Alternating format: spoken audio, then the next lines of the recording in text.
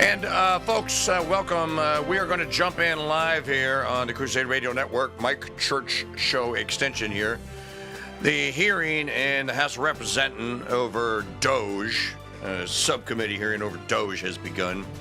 I got to sneak in and watch a little bit of it before we came live here on the air. So we're going to send you live to the committee room here now. Marjorie Taylor Green is the chairwoman. This is a subcommittee here. What's interesting and what you're going to hear, because we're just a little bit delayed, what you're going to hear is basically what Anderson Cooper said last night. This is the company line now. They're all just out there repeating the same thing. So live now to the, as soon as we get the audio queued up and video queued up here, go live to the Congress room where the hearing is taking place.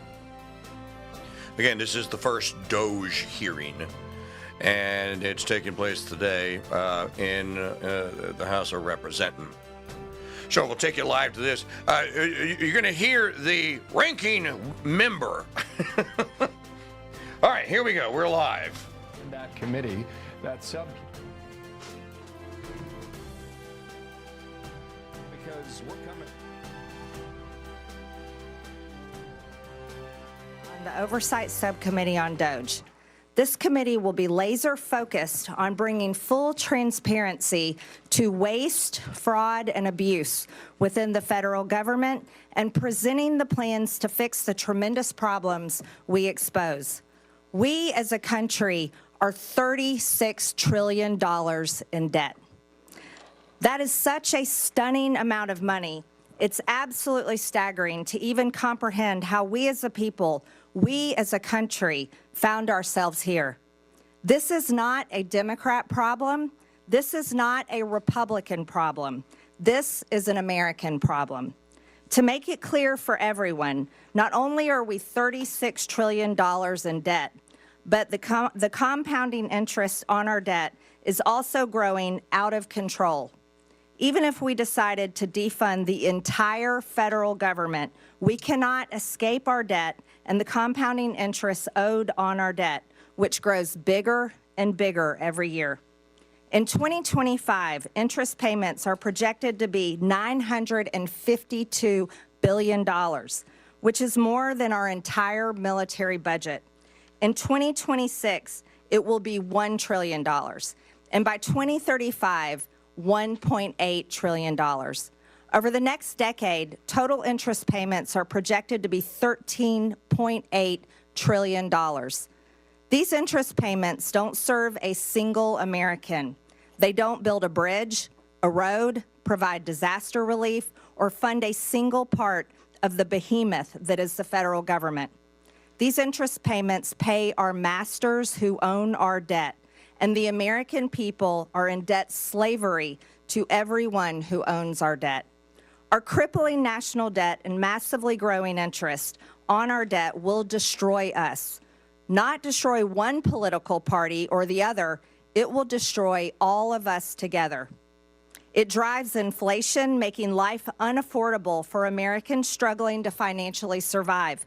It is crippling small businesses struggling to be successful. Our massively growing debt and interest are the chains and shackles harnessed to every American and their children and every generation to come. But first, let us be brutally honest about how this massive debt came to be in the first place. It came from Congress and from elected presidential administrations. And I believe enslaving our nation in debt is one of the biggest betrayals against the American people by its own elected government. The American people's anger over this betrayal is what gave birth to the concept of DOGE, the Department of Government Efficiency. In fact, DOGE became a major part of President Trump's campaign and led to his overwhelming victory in November. Every day, Americans go to work. They run businesses. They have to earn their paycheck. No one guarantees it. And if they don't do a good job, they get fired. They also have to pay their bills, credit card debts, balance their checkbooks, and scrap and save every penny they can in order to plan for that rainy day and hopefully retirement one day. Private businesses only survive on hard-earned income by serving their customers so well that their customers pay them for the services and products they consume. If that business fails, its employees lose their jobs and paychecks, and the owners lose their business and everything they risked along with it. Many go bankrupt in this process and lose everything. No one bails them out. They only survive by excellent customer service and smart financial management. This is the real world that most Americans live, work, and survive in every day.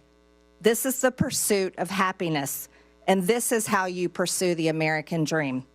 However, the federal government, government employees, and unelected bureaucrats do not live by the same rules as the great American people and private businesses.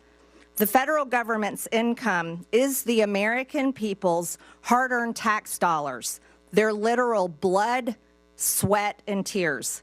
And taxes are collected by law at gunpoint. Don't pay your taxes and you go to jail. The federal government does not have to provide excellent customer service to earn its income.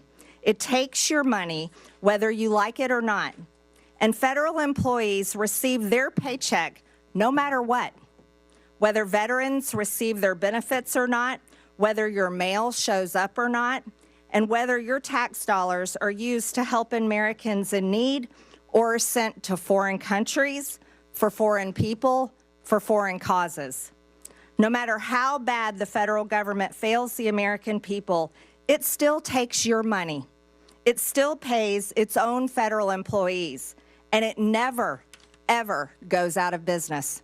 There are no consequences for bad customer service, total failure, and for enslaving the American people against their will in the ever-growing and future all-consuming national debt. Congress has a dismal approval rating that ranges between 12 and 20%. I don't blame the American people one bit for their sentiment and disgust. The American people will be watching this committee and how we tackle one of the biggest problems of our time. While we are a committee made up of the opposite far-reaching corners of Congress, we were each elected to serve and represent the American people and how their hard-earned tax dollars are spent. We as Republicans and Democrats can still hold tightly to our beliefs, but we are going to have to let go of funding them in order to save our sinking ship. This is not a time for political theater and partisan attacks. The American people are watching. The legislative branch can't sit on the sidelines.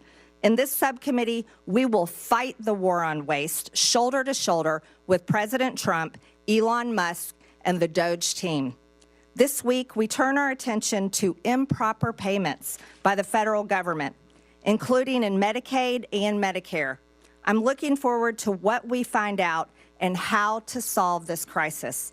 I now yield to the ranking member, Ms. Stansbury, for her opening statement.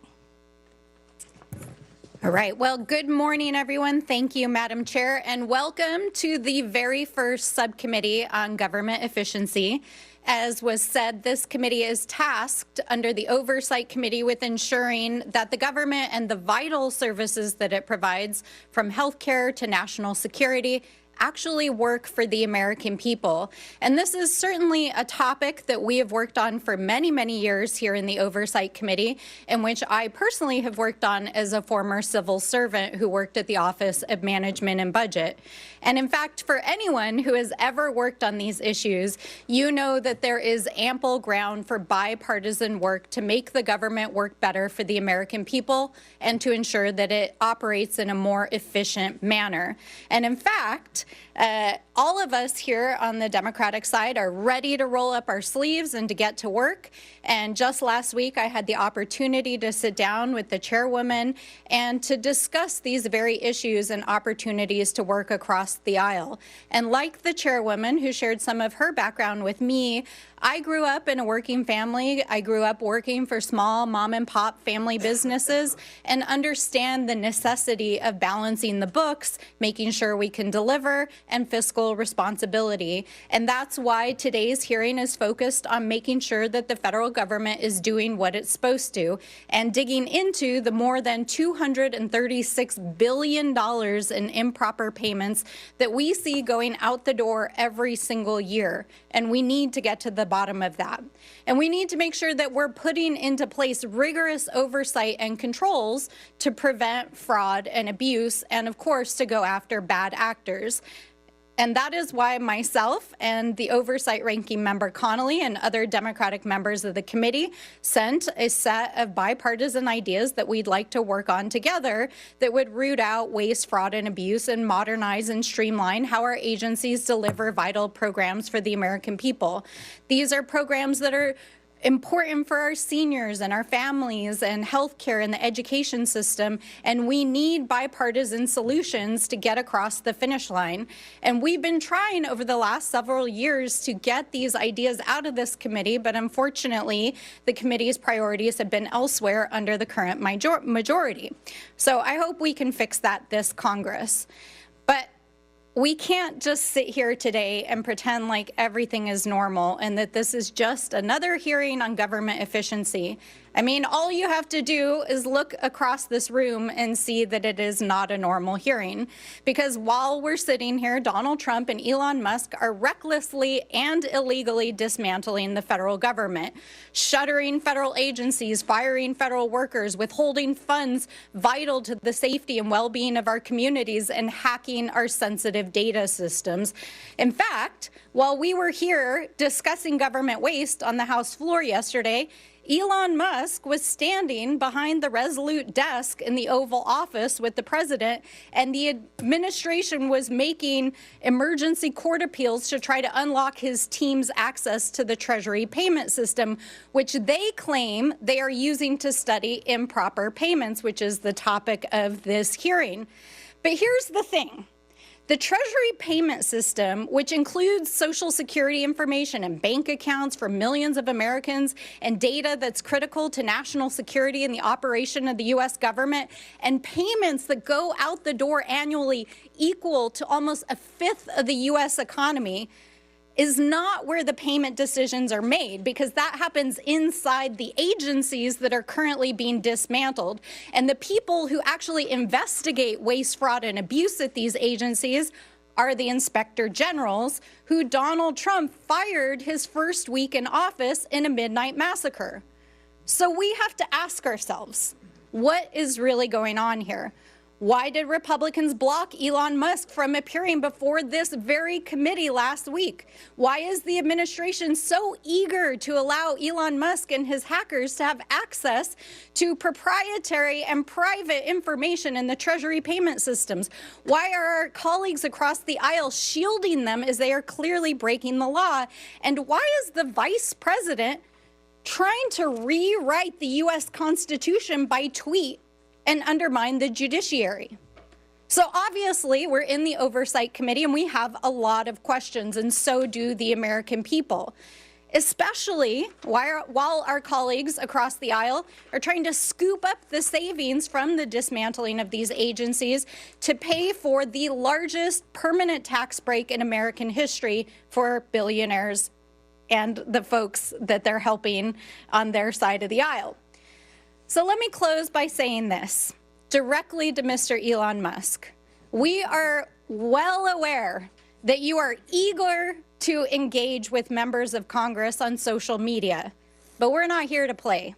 If you have serious desire to engage in democracy and transparency, we welcome you to the Oversight Committee. Come and testify in front of the American people under oath, because we want to know what you're up to.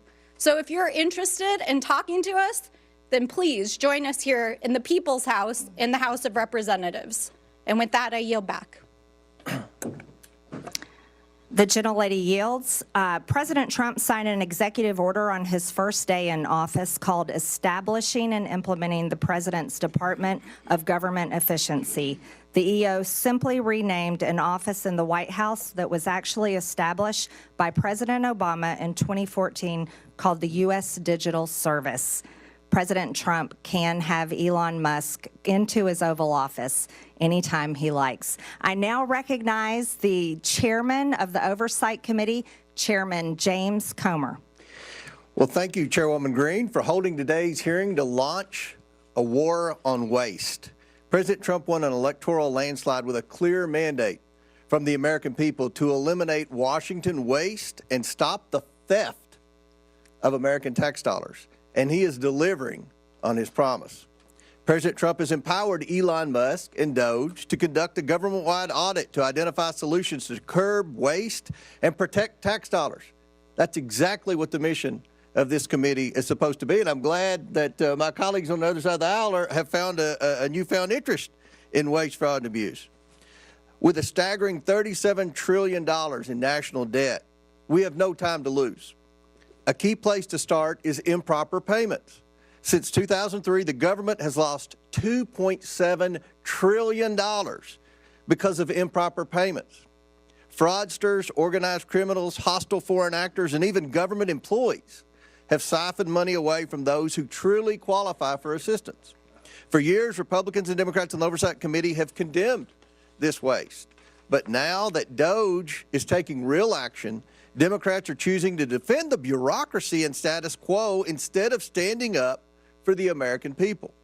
I want to thank Chairwoman Green for holding this very important hearing, not only to expose the problems, but to find solutions. We stand with President Trump and DOGE in the fight to end waste, fraud, and abuse in Washington. With that, I yield back to Subcommittee Chairwoman Green, and congratulations again, Chairwoman, on holding this first hearing of the DOGE Subcommittee. Thank you, Mr. Chairman. The gentleman yields back. I now recognize the ranking member on oversight, Mr. Connolly. Excuse me. Thank you, Madam Chair. And thank you for having this first hearing on DOGE. Improper payments is not a new subject. I remember joining Steve Lynch and then Todd Platts, Republican member from Pennsylvania, in my freshman year, talking about improper payments. At that time, improper payments were in the range of $35 billion a year. They're now in the range of $280 billion a year, and times 10, we could cut almost $3 trillion from the debt if we addressed improper payments in a deliberative way, which GAO has called for in the high-risk category for years. We can also, secondly, enforce the tax code. It's estimated that at least $500 billion a year is left on the table uncollected but owed because of lack of resources in the IRS. Again, times 10 is $5 trillion over a decade. And finally, we can modernize federal IT systems, which we've championed for years on this committee. We know that legacy systems alone could save hundreds of millions of dollars a year in operating and maintenance costs. So if we want to be serious about it, let's be serious about it. But the way not to do it is to fire the people charged with the remit of waste, fraud, and abuse, namely inspectors general. President Trump has already now fired 19, including most recently the USAID Inspector General, who dared to warn that we could lose $500 million of food aid because it's in warehouses not being moved because of the funding freeze that was imposed in AID. That's a cost we need to avoid. And for doing his job, that IG was fired. If we want to be serious, we've got to have objective, neutral inspectors general who are monitoring government waste, fraud, and abuse and expenditures. And I think you would find Democrats more than willing partners in that kind of enterprise if we're going to be serious. But a wrecking crew, a wrecking crane, a wrecking ball is not going to do it, and we're not going to support that approach to waste, fraud, and abuse in the federal government. I yield back. Thank you. The gentleman yields. The President of the United States has the prerogative to fire anyone that has overseen $36 trillion in debt, enslaving the American people, and rightfully so.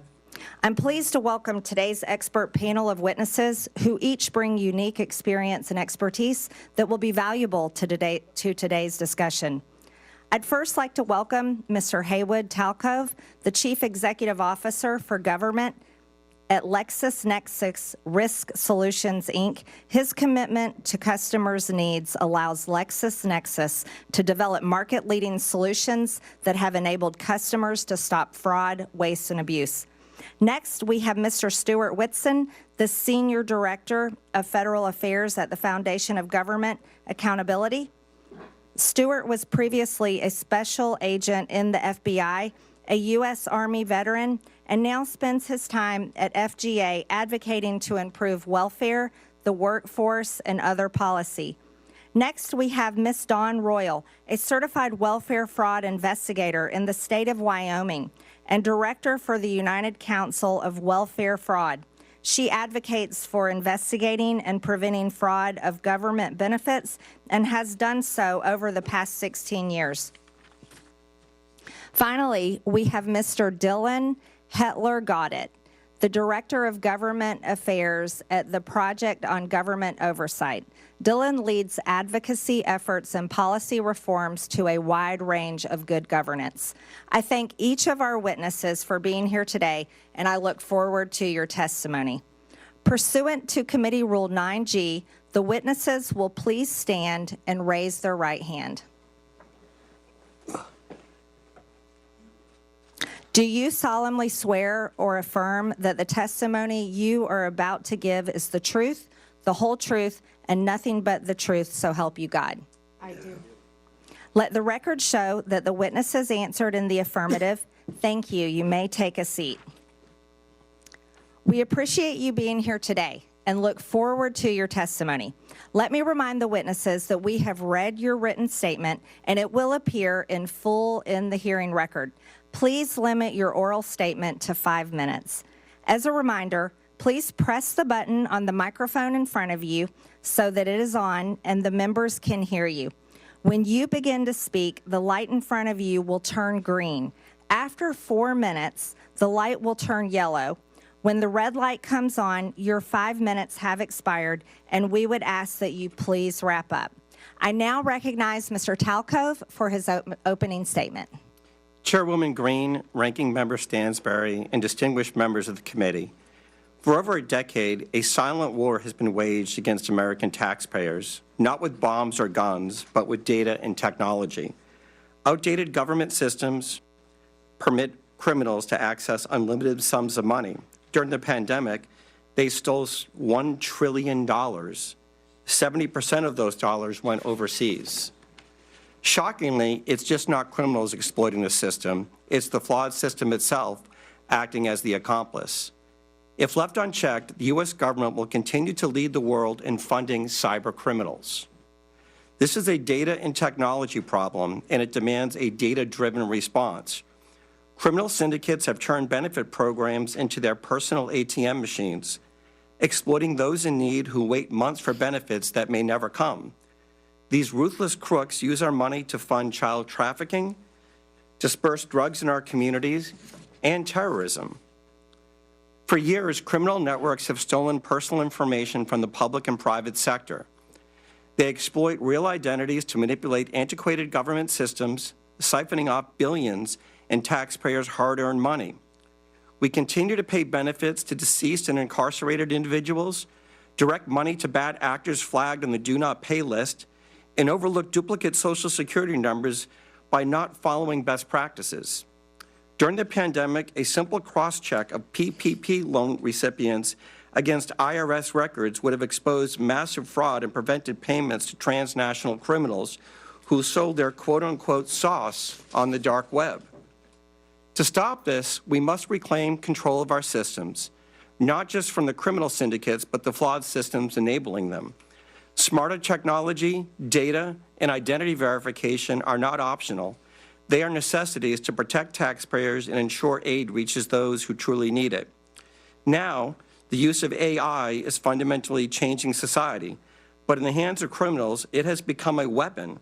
Lawbreakers are now using it to supercharge their war on taxpayers. They use AI to create fake identity documents that pass biometric verifications. Bots flood portals with thousands of fraudulent claims per second, and deep fakes that mimic real applicants bypass the outdated NIST 863 standards from 2017. Honest and deserving people seeking access to government benefits suffer through endless application forms that are nearly impossible to navigate.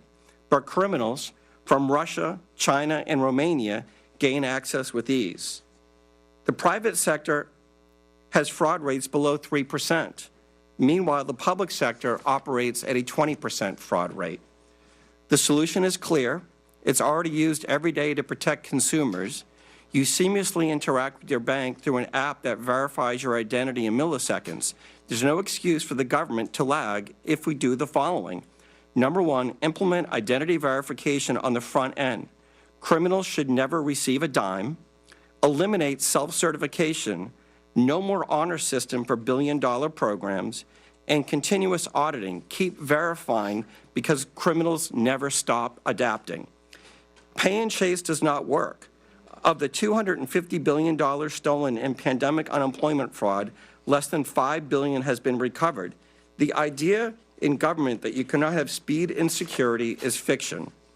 I urge Congress to consider making the following legislative changes. Number one, update the 1974 Privacy Act to allow for data sharing and matching.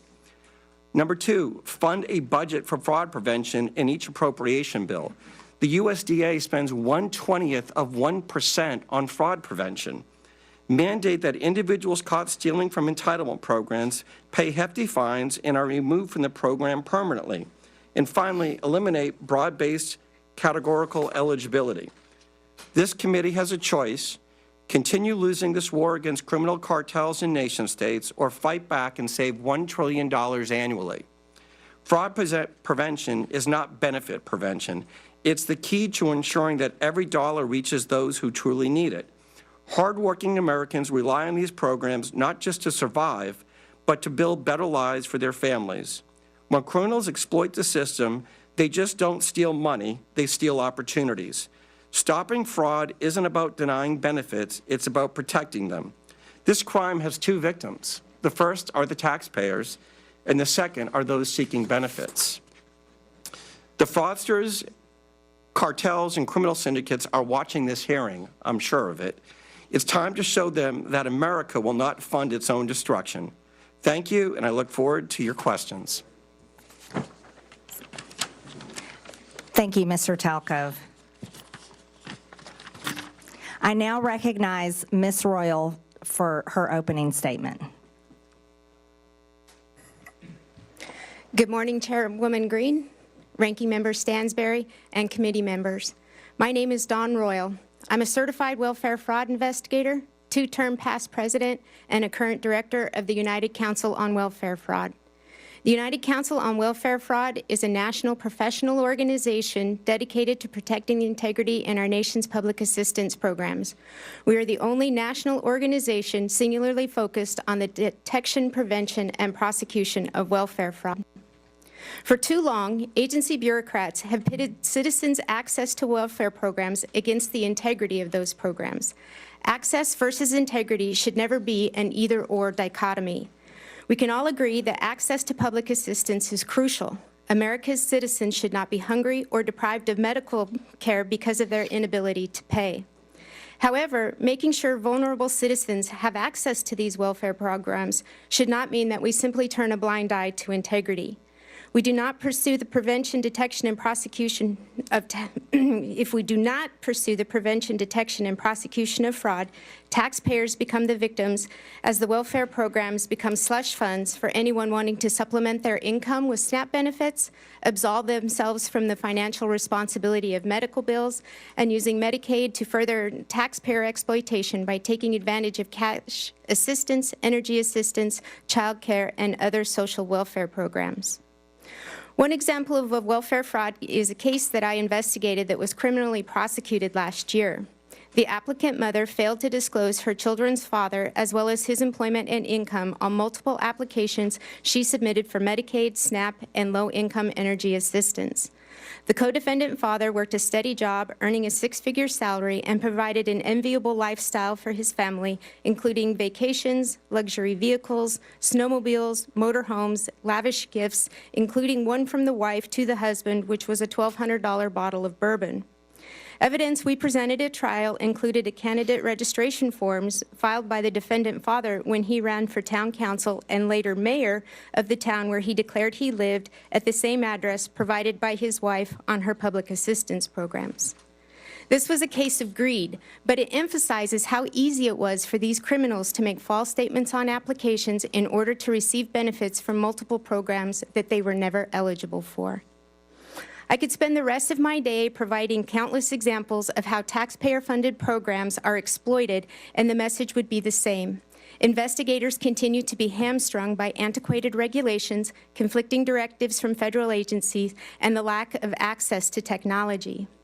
Sadly, investigators have also found themselves at odds with the career bureaucrats who recite watered-down facts about fraud in order to promote their political agendas. Specifically, we can look to the career bureaucrats who have historically claimed that the fraud rate in SNAP is less than 1%. The disregard for the value of integrity is evidenced by the less than 1/20th of 1% of the SNAP budget spent on the prevention, detection, and prosecution of fraud. As part of Medicaid unwinding debacle, the bureaucrats specifically directed states that they, and I quote, cannot recover or recoup the cost of services from a beneficiary, even if they have been found after an administrative hearing or criminal proceeding to have committed Medicaid beneficiary fraud or abuse, end quote. Sadly, it is already apparent that career bureaucrats are not being totally transparent as they attempt to protect spending and broken programs. We fail to understand how mitigating the rampant fraud in Medicaid, SNAP, and other welfare programs stands up or strengthens the welfare programs. Fact is, the opposite is true. Ignoring fraud and gaslighting fraud statistics erodes the very foundations of the programs that are essential to their future viability. There are things this committee can do to help the investigators fighting the war on fraud. Number one, eliminate self-attestation in the application process for all programs. Number two, funding for technology that includes identity verification tools that will help prevent fraud. The current pay and chase model is not sustainable.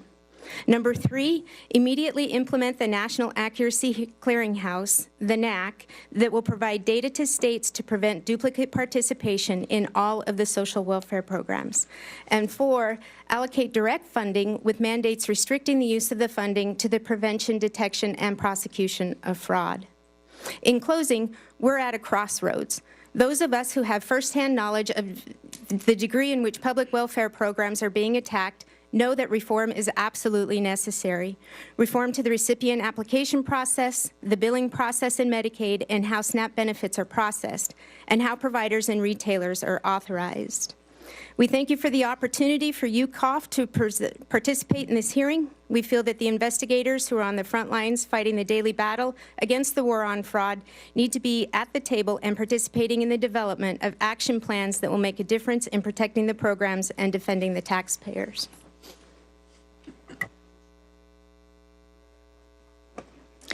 Thank you, Ms. Royal. I now recognize Mr. Whitson for his opening statement. Chairwoman Green, Ranking Member Stansbury, members of the subcommittee, thank you for the opportunity to testify today. On the campaign trail, President Trump promised to take on the bloated bureaucracy in D.C., rebuild trust in the DOJ and the FBI, crack down on waste, fraud, and abuse, and restore common sense. And on day one, he started delivering on those promises with a wave of executive orders and the official launch of DOGE, which he, of course, tasked Elon Musk to lead. Already, DOGE efforts have brought to the public's attention countless examples of wasteful spending, including $59 million paid to luxury hotels in New York to house illegal immigrants, $1.5 million to advance DEI in Serbia's workplaces, $32,000 for a transgender comic book in Peru. The list goes on. But rather than applauding the work of DOGE, the left has launched a coordinated campaign to try to demonize Mr. Musk with the hope of shifting focus away from the disastrous waste, fraud, and abuse that occurred on Biden's watch. But guess what? It's not working. Because no matter what political party people hail from, the vast majority of Americans agree that $10 million worth of food funneled to Al-Qaeda was probably not the best use of taxpayer money. But there's another source, a key source of wasteful spending that DOGE and the subcommittee should set their sights on next, and that's Medicaid waste and fraud. While initially meant as a program for the truly needy, Medicaid is bloated into a massive welfare program for millions of able-bodied adults lured into the trap of government dependency. And as Medicaid has grown, so too has mismanagement. Today, more than $1 in $5 spent on Medicaid is improper. In Medicaid alone, fraud and mismanagement is on track to cost U.S. taxpayers, get this, more than $1 trillion over the next 10 years. When it comes to the problem of improper payments, the Medicaid program is the biggest culprit, encompassing nearly 1/3 of all federal improper payments. And more than 80% of Medicaid improper payments are due to one thing: eligibility errors. If Congress wants to help President Trump address wasteful spending, then targeting eligibility errors in Medicaid should be one of your top priorities. Bottom line, to address this challenge, Congress can take 3 decisive actions. So first, Congress can strengthen the Medicaid program through legislative action. That would include repealing Biden's disastrous Medicaid streamlining rule, which ties the hands of states trying to remove ineligible enrollees. You can and should do this through reconciliation, and it will produce $164 billion in savings if you do. You can also strengthen verification requirements to ensure only eligible individuals receive benefits and ensure a nationwide NAC is implemented without delay. Second thing Congress can do is help President Trump's DOGE effort by ensuring that entrenched partisan bureaucrats don't stand in the way of reform. So Musk and his DOGE team have already found hundreds of billions of dollars funneled into wasteful, fraudulent, and flat-out insane projects. But they've only scratched the surface. If this much fraud has been exposed in just a few weeks, imagine what else is buried under layers of red tape and government excuses. But guess what? All of these insane projects have one thing in common. They were all approved and funded by unelected bureaucrats. And these and other entrenched bureaucrats are already pledging to fight against President Trump's efforts to improve government accountability and efficiency. Personnel is policy, and without competent staff to faithfully execute the president's agenda, the DOGE project will fail. And this is where Congress can help. Congress can support the president in carrying out his DOGE effort by making all executive branch employees at will, codifying the president's authority to fire unproductive or insubordinate agency employees as needed. At the same time, Congress can grant the president authority to permanently eliminate vacant positions and consolidate non-essential positions across agencies and departments to help promote efficiency and put the right people in the right seat. The third thing, Congress can make President Trump's DOGE cost-cutting and deregulatory reforms permanent by passing the REINS Act. And so there's only one big problem with the DOGE effort. Most of its work can be undone by a future president with the stroke of a pen. To make President Trump's DOGE reforms permanent, Congress must act. And the best way to do this is to pass the REINS Act. This would return Article 1 budgetary power of the purse to Congress while promoting deregulation. It would also help lock in the DOGE reforms and cement President Trump's legacy as the most consequential deregulatory and cost-cutting president in U.S. history. The American people are watching. It's time for Congress to act. Thank you, and I look forward to your questions. Thank you, Mr. Whitson. I now recognize Mr. Hetler Goddett for his opening statement. Thank you, Chairwoman Green, Ranking Member Stansberry, and members of the subcommittee. My name is Dylan Hetler Goddett, and I am the Director of Government Affairs at the Project on Government Oversight, or POGO. I appreciate the opportunity to be with you here today to talk about the critical issue of bringing more accountability and transparency to federal spending, including rooting out waste, fraud, and abuse. Since our founding in 1981, POGO has been focused on promoting more accountability and rooting out wasteful spending and promoting efficiency, especially at the Department of Defense. We have a long and well-established track record on these issues, and we take a back when it comes to promoting a better and more effective government, which necessarily includes a federal government that is a good and responsible steward of taxpayer dollars. Let's take a moment to pause here to talk a little bit about terms that we're going to hear a lot today and the difference between them. Waste is different from fraud. Fraud is different from abuse, and abuse is different from both. When we talk about improper payments, they are a subset of those other three categories. But that doesn't tell us the whole picture either. Sometimes improper payments are a function of bad record keeping. Sometimes they are a function of outdated information technology systems. Sometimes they come about through human error, and sometimes they come about through negligence. There are a variety of reasons why improper payments happen. It just simply is not the case that improper payments are only a function of bad people doing bad things with bad intent. That doesn't mean we shouldn't focus on trying to mitigate improper payments, and that certainly doesn't mean that the American people should not be concerned with how their tax dollars are used. The good news is that there are some time-tested solutions and tools to help mitigate these problems. For example, when we think about the independence of inspectors general, we're talking about a resource that is extraordinarily valuable to the American people. In fiscal year 2023 alone, inspectors general identified over $93 billion worth of potential savings to taxpayers. Whistleblowers are also an incredible resource to the American taxpayer. Through the IRS's whistleblower program alone, billions of dollars have been recouped from tax cheats since the inception of that program in 2007. Whistleblowers have also played an instrumental role in helping the Department of Justice pursue False Claims Act cases that have resulted in billions of dollars in reclaims settlement costs.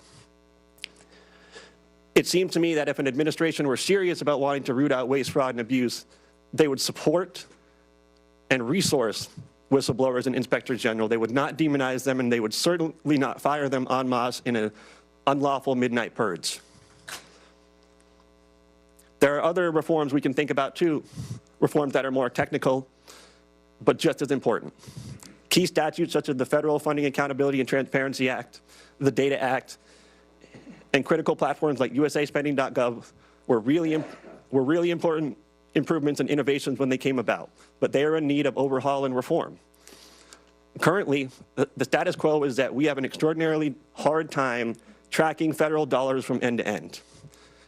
This is due in large part to a broken chain of data collection, of reporting information, and the ability to monitor and track in real time what is happening with federal dollars. This informational black hole is where a lot of impropriety happens. It's where waste, fraud, and abuse live. And yes, this is where improper payments often happen. But more importantly, we also don't have a good, clear, and consistent way of understanding what is happening with tax dollars at the end point. What is the impact that we're having? What is the return on investment that we're having?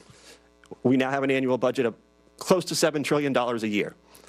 We can't say with any degree of clarity and consistency what we're getting for all of that money. We have some more good news, though. There are bipartisan efforts, and there have been for years, to try and clean up this situation. We at POGO have had the privilege and pleasure of working on some of those initiatives. We were a part of the Federal Taxpayers' Right to Know Act being passed into law just a couple of years ago, which created for the very first time a program inventory of all the programs in the federal government, and that would be available to the public.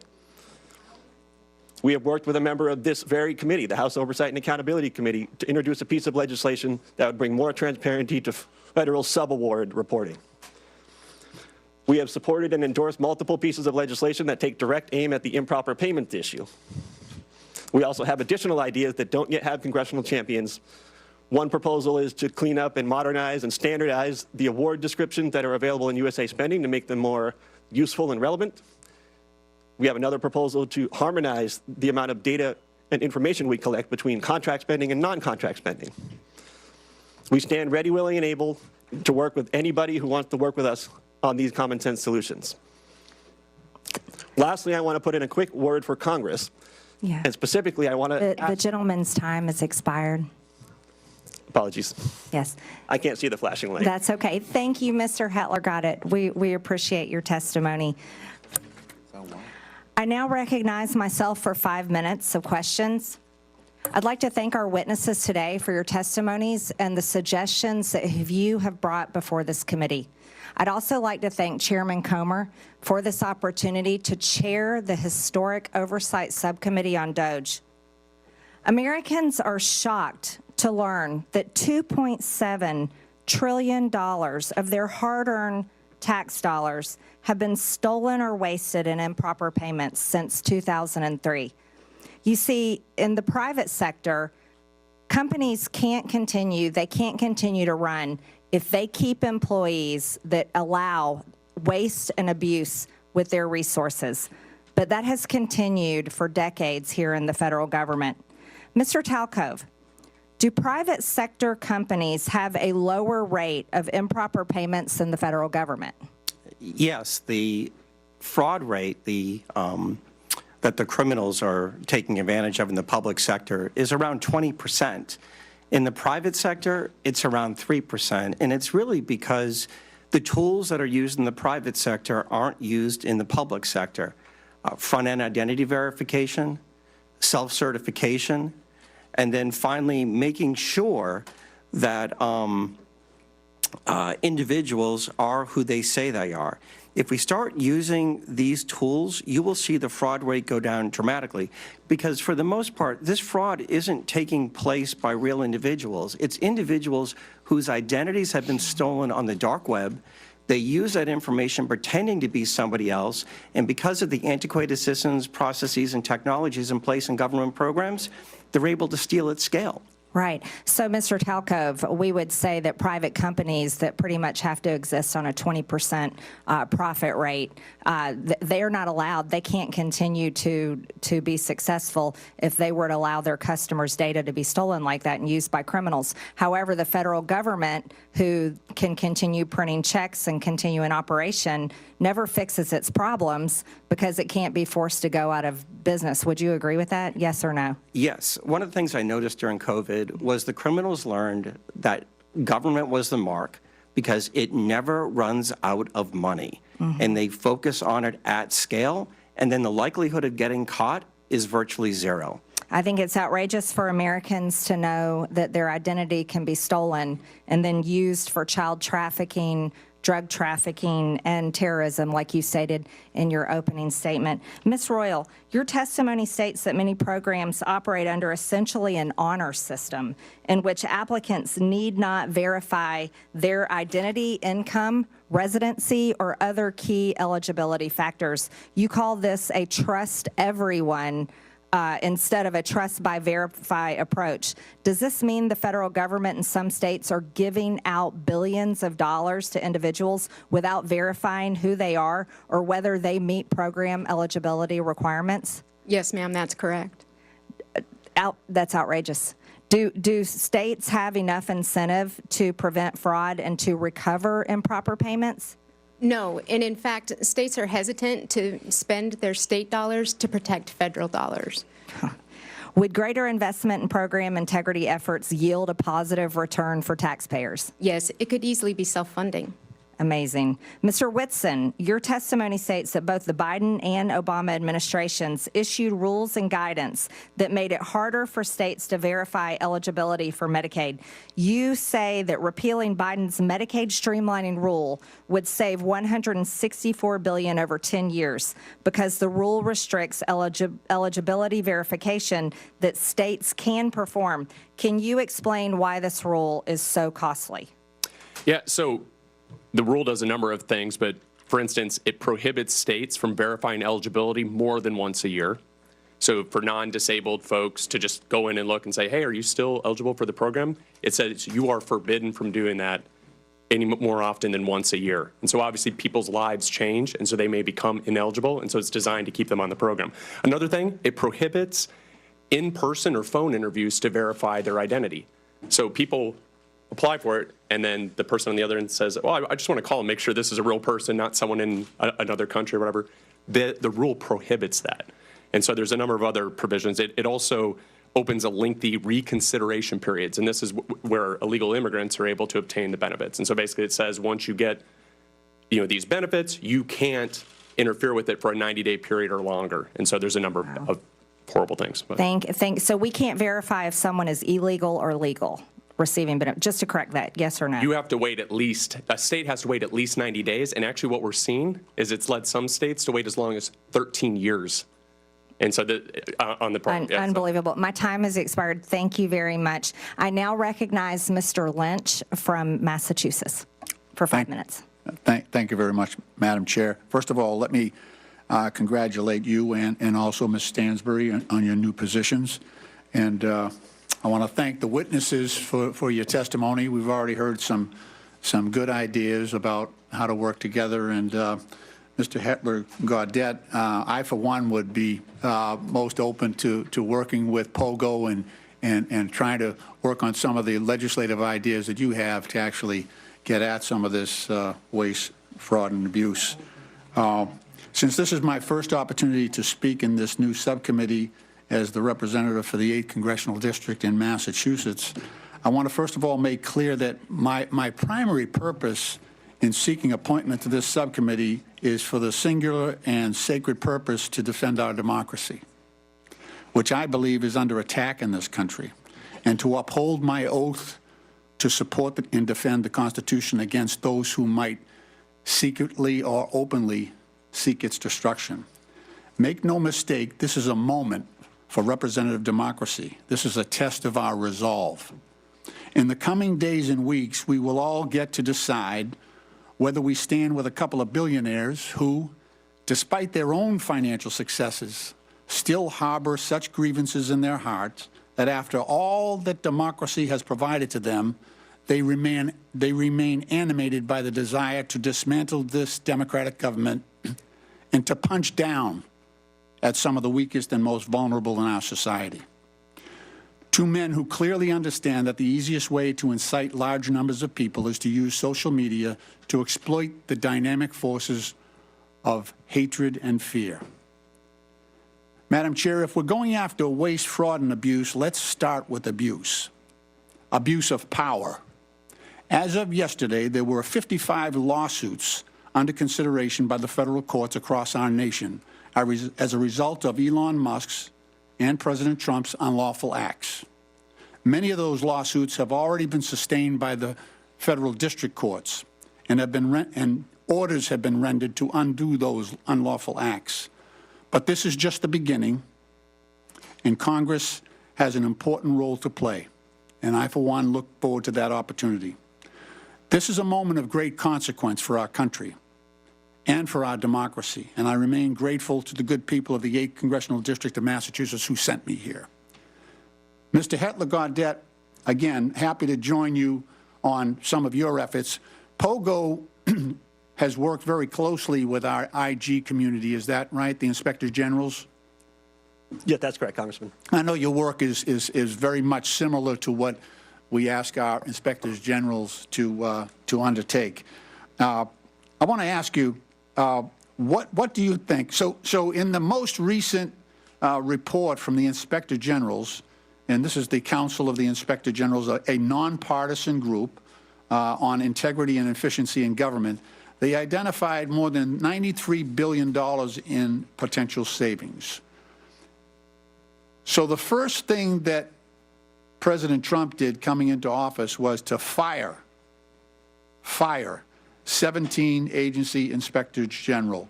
What can you tell us from POGO's standpoint? What does that do to our ability to identify and root out waste, fraud, and abuse? Thank you, Congressman. I would say, to put it simply, it completely undermines our ability to root out waste, fraud, and abuse. Inspector General exists for essentially one purpose, and they were originally created in the immediate aftermath of Watergate, and I think you all probably do not need me to give you a history lesson at all on what happened in the Watergate era. There's a reason they were created at that time, because there was a lot of waste, fraud, and abuse happening, and there were not cops on the beat that were internal, that were independent, that were situated in agencies to be able to find these things and expose them and do something about them. That's what Inspector General exists to do. So it's completely anathema to, I'd say anathema to any stated mission to find cost savings and to root out waste, fraud, and abuse, to fire Inspector General and to undermine them. It makes no sense. Those two things do not add up. Thank you very much. The firings that occurred when President Trump came to office included the Special Inspector General for Afghan Reconstruction, Mr. Sopko. I actually did over 20 trips to Afghanistan working with him.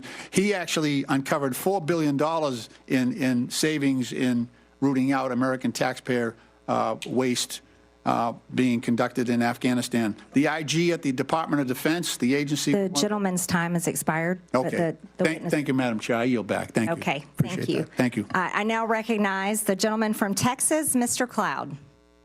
Thank you, Madam Chair. For far too long, D.C. politicians have gotten away with measuring their personal value and worth by how much of other people's money they give away. And for far too long, they self-righteously have opined that this spending was for altruistic purposes given out of care and compassion.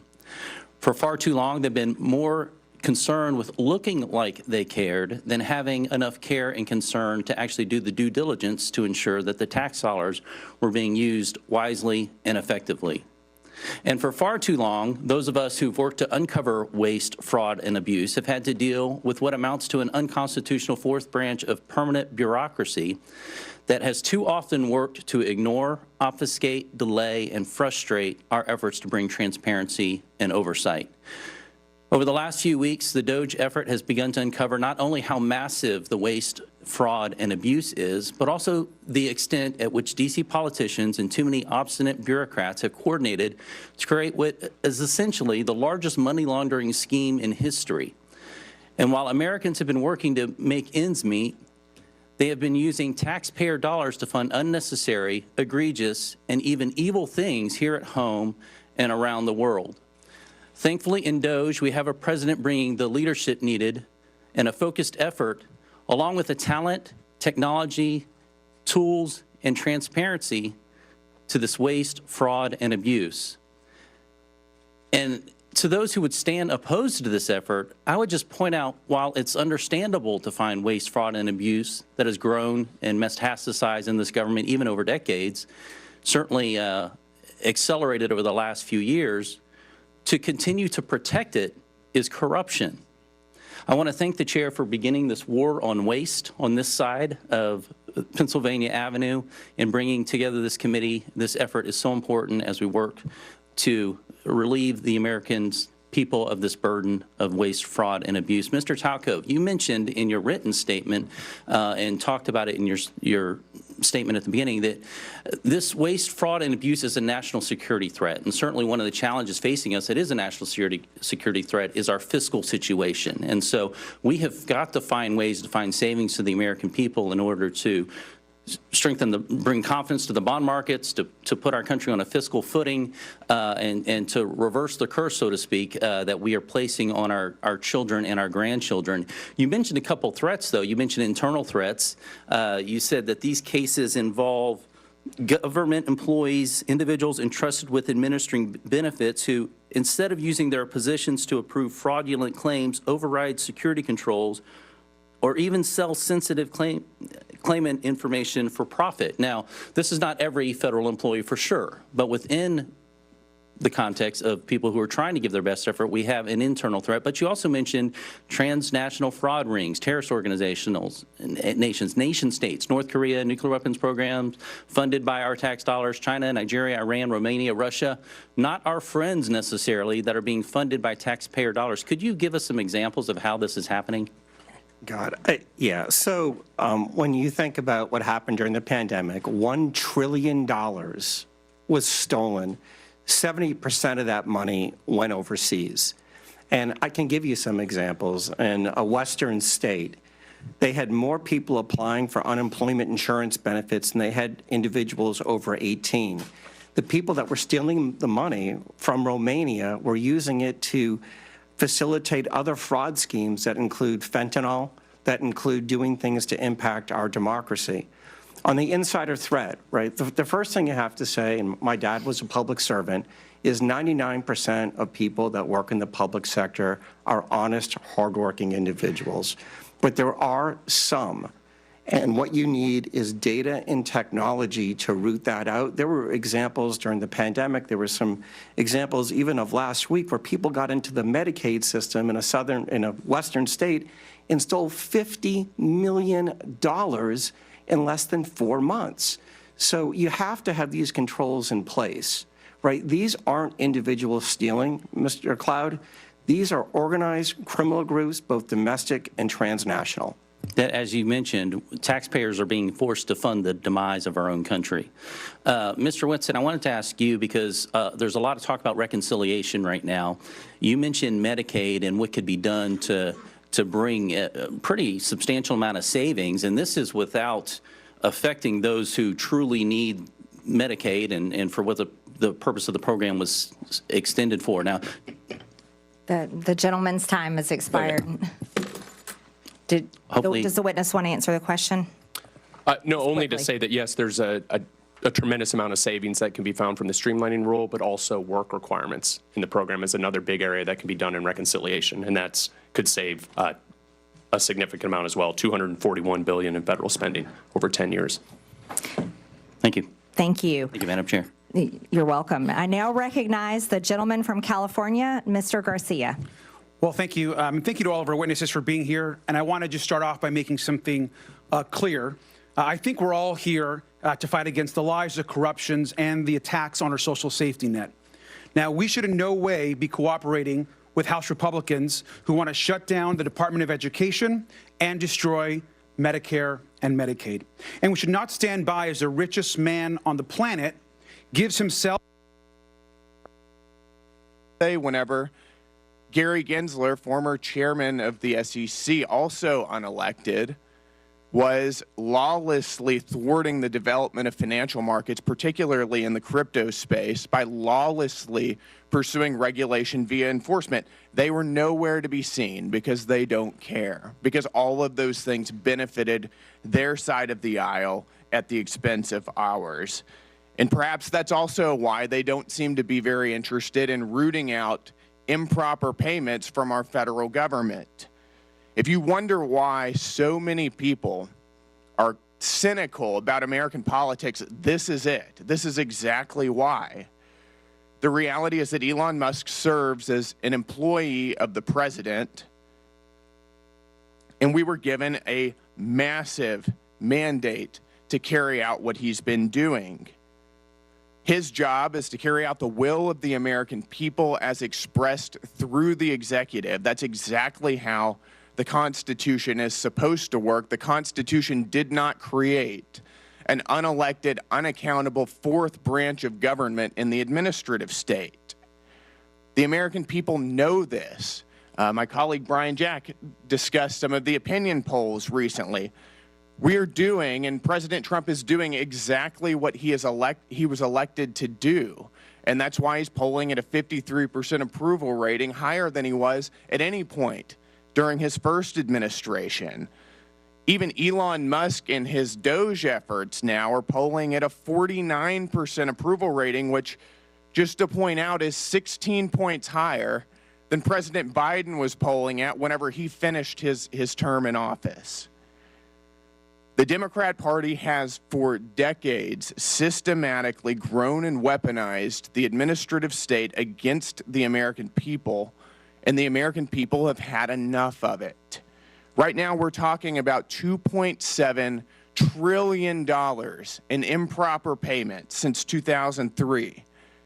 We're uncovering what could be the biggest money laundering scandal in American history. And the other side of the aisle could care less. They have no concern about where this money went, to what entities it went, to what governments, to what people or groups. Nothing. All they want to talk about is Elon Musk incessantly. So it does make me wonder, if they don't care about where it's going, do they have an idea? Because what we've uncovered so far is that so much of the waste, fraud, and abuse of our federal government is actually funding their side of the aisle. It's funding media outlets that are running cover for Democrats routinely. The NPR, PBS, the BBC, Politico. It's going to fund left-wing NGOs that are facilitating the invasion of our country. It's going to fund left-wing transgender activism and sex changes all over the globe. This is money that's being used, taken from the American people and used against their interests. If you care about rooting out waste, fraud, and abuse, we should be serious about this. I'm very excited to be on this committee. I'm excited to expose what's being going on. Thank you, Madam Chair, and with that, I yield. The gentleman yields. In closing, I want to thank our witnesses again for their testimonies today. I now yield to the ranking member for closing remarks. Thank you, Madam Chairwoman. Well, I never thought so many conspiracy theories and wild accusations could be wound into one 5-minute speech, but I appreciate my friends across the aisle. First of all, let's talk about this massive mandate that supposedly brought Donald Trump into office. Donald Trump did not run on putting an unelected billionaire in charge of dismantling the federal government. He ran on lowering prices for Americans. And I think it's interesting that while we're sitting here this morning, the top of the New York Times is reporting that inflation has risen unexpectedly as food and energy prices have soared. What's going on, guys? I thought you were going to tackle inflation and food and energy prices. Isn't that what the executive orders were supposed to do? Oh, wait. Or is dismantling diversity, equity, and inclusion in our federal agencies and putting an ideological agenda and trying to fire the federal workforce your actual agenda? Have you been too busy trying to actually address the fiscal health of this country? Because the numbers are telling us that you have. So let's be real about what's going on here. I also want to point out that literally while we've been sitting here for the last almost 2 hours getting lectured on fiscal responsibility, literally the Republicans just released their plan to raise the debt limit while we were sitting here. And they want to raise it by $4 trillion. Okay, guys, like literally, I'm just like without words. Inflation is going up. You want to raise the debt ceiling by $4 trillion. You want to gut Medicare. You want to gut Medicaid. You're talking about going after Social Security after promising that you wouldn't. I mean, really, what the heck is going on here? We're not trying to take down Elon Musk as a businessman. This dude is literally breaking the law inside of the federal government. And for a party that is supposed to be the party of law and order, in quotes, I really do not see you holding him accountable and doing your most basic constitutional responsibility in the separation of powers. So I want to end where I started. Oh my goodness. Oh, we're being schooled by somebody who...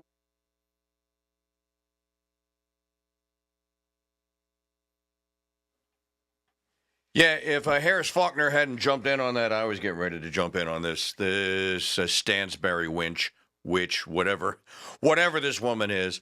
Yeah, because executive orders to address inflation and all that work in 14 days. That's how this works. In any event, DOGE is off to the races. They are, the committee has met, and as you heard, the first round of testimony and what have you, as we say here, when news breaks out, we break in. I want to know, and maybe I'll send Ms. Stansberry on her website, I'll send a question from the Crusade Radio news desk and ask, can you cite specifically what law it is that Elon is actually breaking? Asking for a friend. What specific, precious, sacred statute from your federal magistracy is Elon Musk breaking? That's all I want to know. You said, oh, come on, guys, inflation is going up, the debt ceiling. I don't know what the Republicans are doing with the debt ceiling. That just sounded stupid to me. But to increase it by another $4 trillion means that you expect that you have no plan to rein the debt in. And Elon is saying that by 2026, you could get the debt and the deficit down to nothing.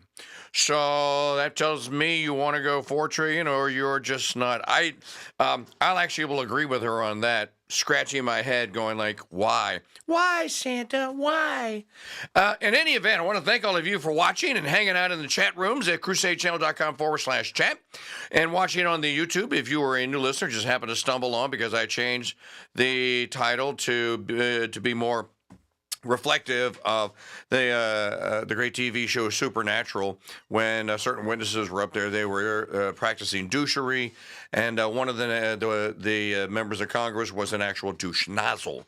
So only here on the Crusade Radio Network will you get that kind of broadcasting truth. I'm going to send you back to Reconquest, which is in progress here. When news breaks out, we break in. You guys got about an hour left to take advantage of a great sale on coffee. Take $3 off per bag. $3 off per bag.